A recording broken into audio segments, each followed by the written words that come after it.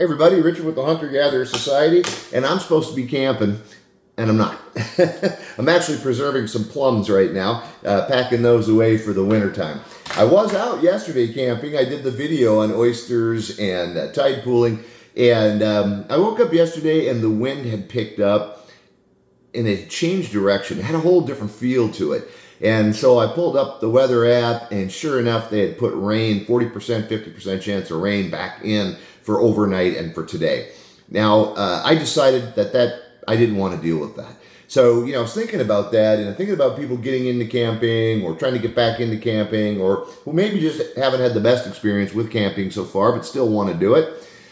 Be willing to set yourself up for success. And so I'm thinking, if I stay overnight, I get one more night. That's the upside. I get to relax one more evening, have a cigar, relax, around camp, and sleep in, The downside, though, is if it does rain, I've got to tear down in the rain with everything wet. I've got to load it up wet, get home, take it out wet in the rain. Then once it stops raining, I've got to set it back up, let it dry, put it back, tear down again, put it away. It's a lot of work. So for one more night, I have a ton of work, right?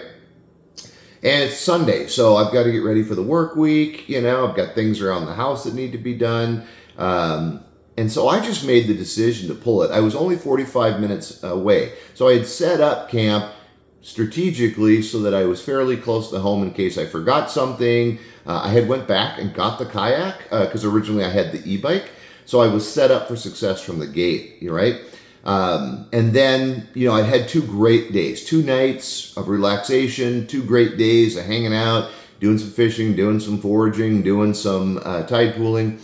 There was no reason to stay and take that chance. So I really want to talk about that. I really want to encourage you when you're thinking about camping, especially if you're new or you're trying to get back into it, think about where you're going. Have it be fairly close in case you do forget something, or have stores around in case you need to go get something.